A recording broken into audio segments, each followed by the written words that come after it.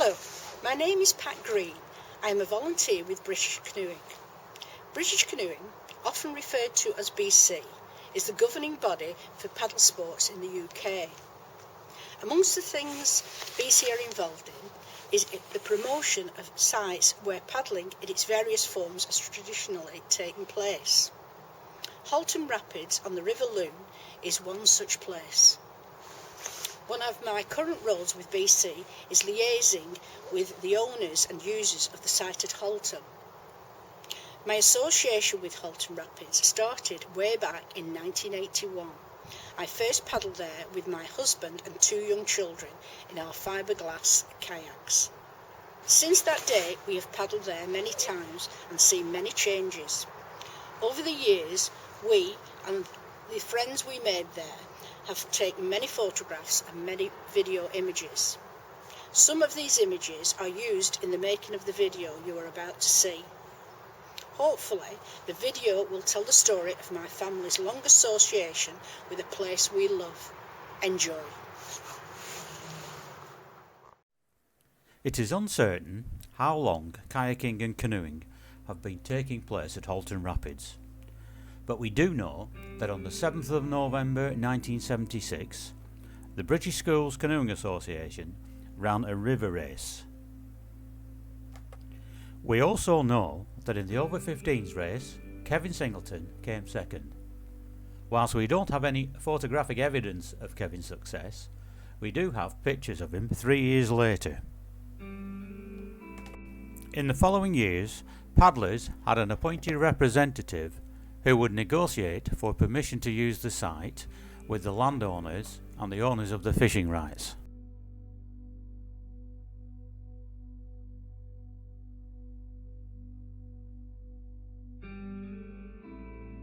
In the early 1980s, Ribble Canoe Club took over negotiating access with the landowners. As a result of mutual goodwill and trust, the club was able to use on-site parking facilities and toilets in the engineering works.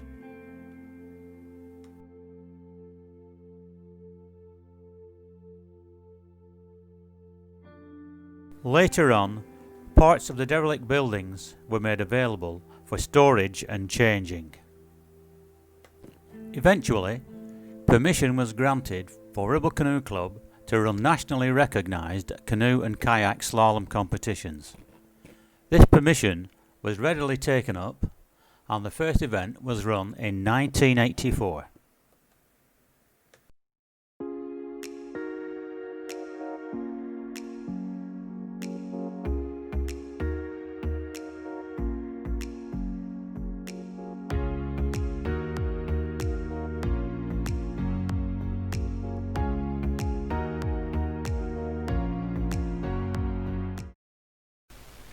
Prize giving is being conducted by Sue Wharton, the slalom administrator for the BCU, and Mrs. Eva Hermachinski, who has very kindly agreed to present the prizes.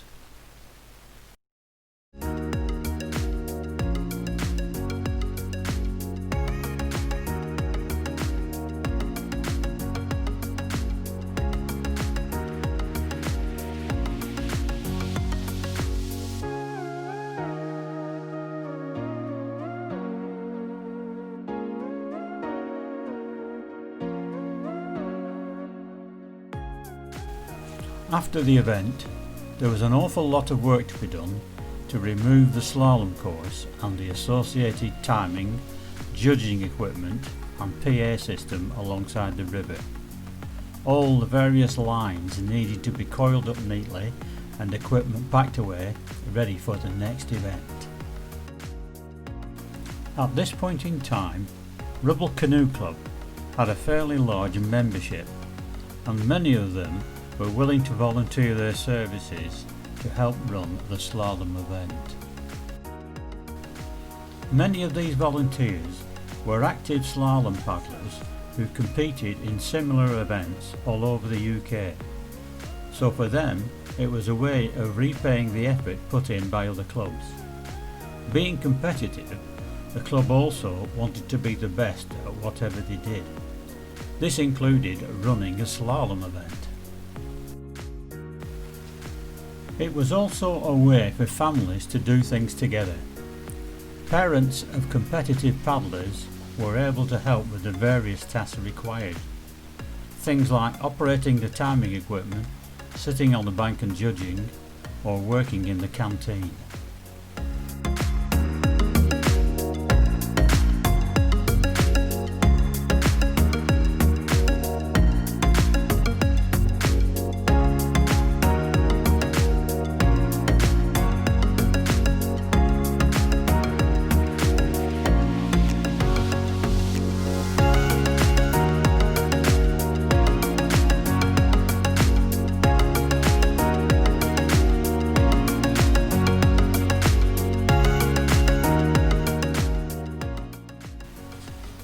After the event, there has to be no sign that it took place. Leave nothing behind but footprints, and take away nothing but memories.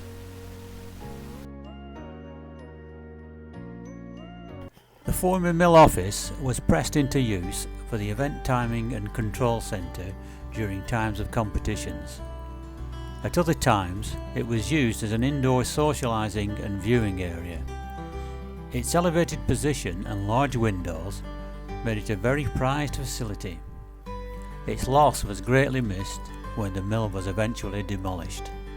Loonside Engineering even allowed us to use the works canteen for site catering during the slalom competitions. The popularity of the first competition in 1984 highlighted a shortage of parking space. So before the next scheduled event in 1985, we needed to make some changes.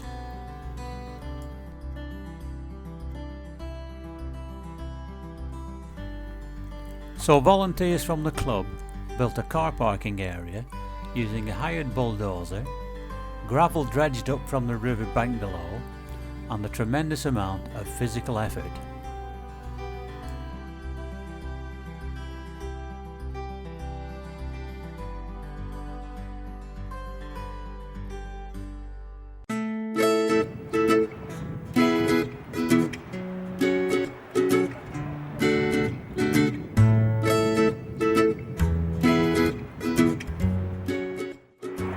The 20th of March 1987, which is the Saturday, the day for judges' runs and team events.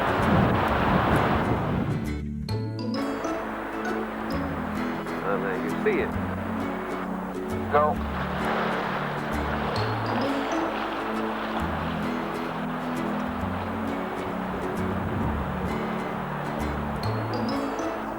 Hang on, it'll be the last one, though. It'll be the last one. Will it? Why is that? I'm retiring. You're retiring? We'll be sorry to see you go. Oh, I know, I'm still last Because we got you on the 84 video. Have you? Yeah.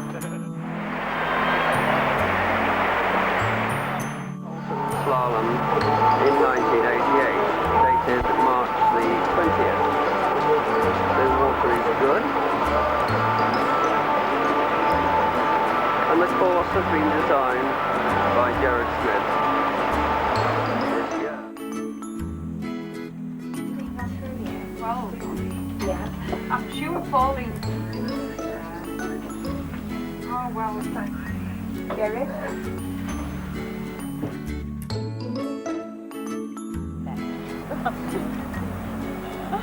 You know, You and look so lovely on it, though.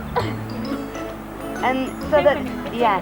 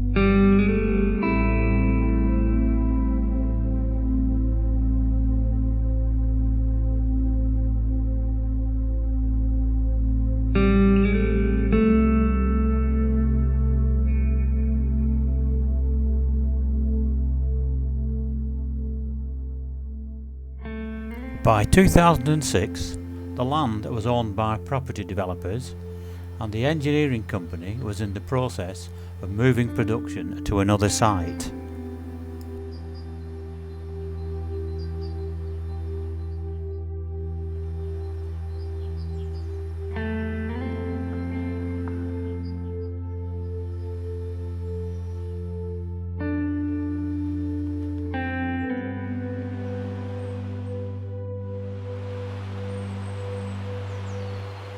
The slalom competition car park had gone without a trace.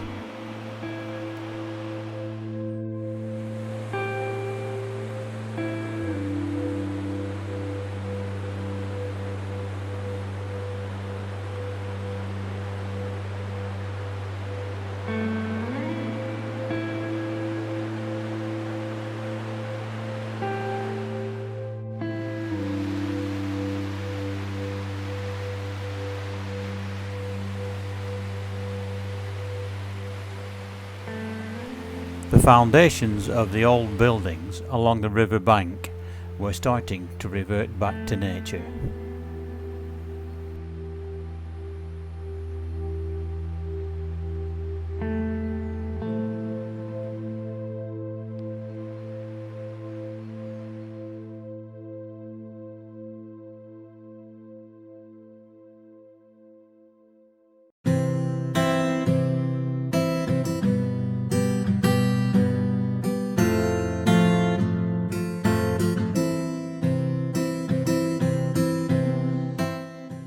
On the day of the auction, the reserve price was not reached and the fishing rights were withdrawn from sale. They were subsequently sold at a later date for an undisclosed sum.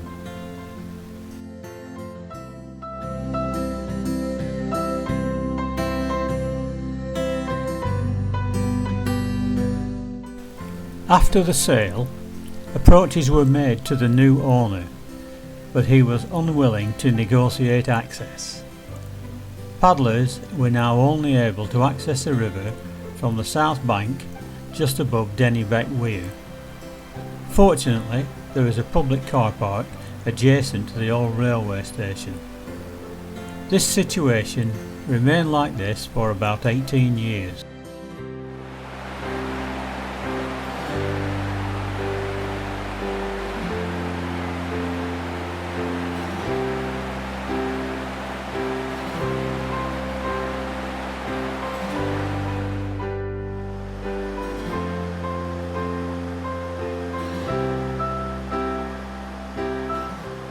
By 2009, the site was owned by a development company who went into liquidation and left it derelict.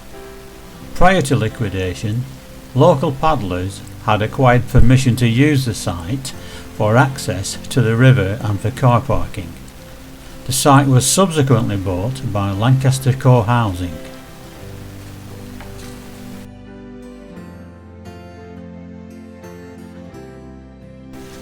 On the day that Lancaster Co-housing were inspecting the land that they had just bought, a few paddlers were using the site.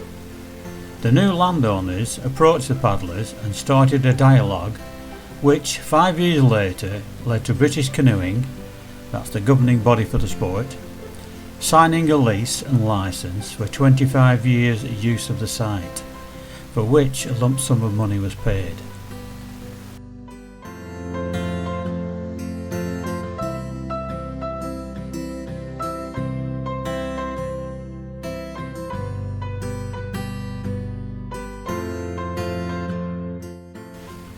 Whilst negotiations were progressing towards the signing of the lease, paddlers were still using the site whenever construction work permitted. Paddlers were occasionally asked to provide a team of volunteers to undertake the various laborious tasks required.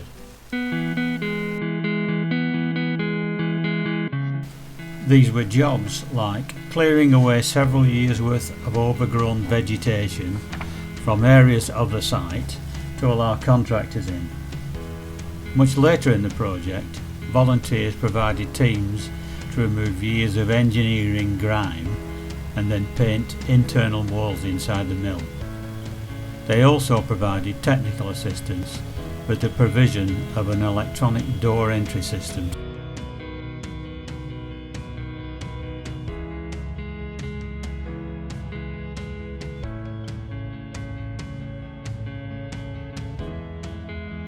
In 2014, the work at the mill was finished and the lease and licence were duly signed. Paddlers could now legally access and park on the site and use the new toilet and changing facilities. For the first time ever, paddlers also had the use of showers when they finished paddling. A new set of steps was built down to the river adjacent to the car parking area. This allowed safer and easier access to the river.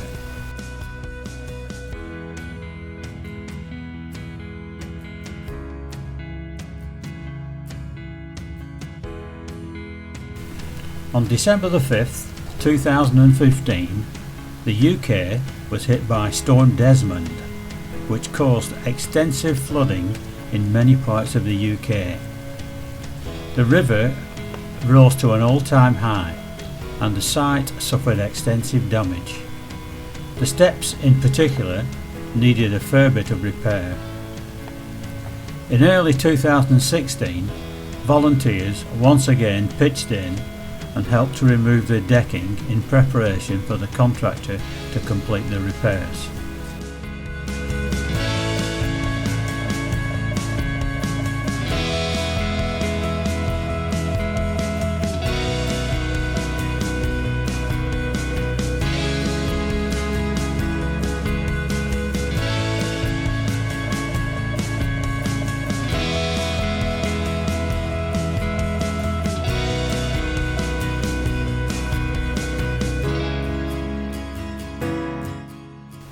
In 2019, after more flooding, the steps became unsafe once more and were temporarily closed. It became clear that the original design and materials needed to be changed. The recycled plastic simply floated upwards during a flood, and the foundations were not secure enough to hold the structure down.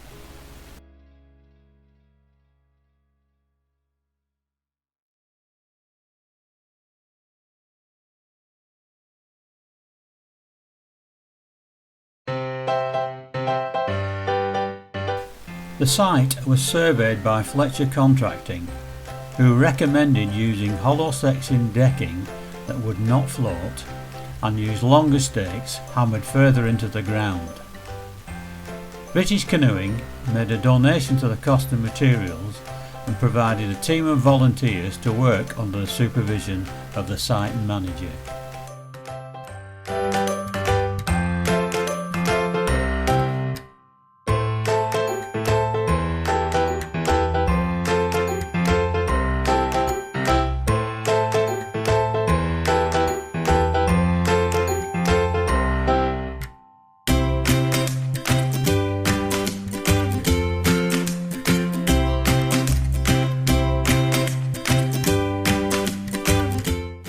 In February 2020, the work commenced and was completed days before the government lockdown on the 24th of March due to the COVID-19 pandemic.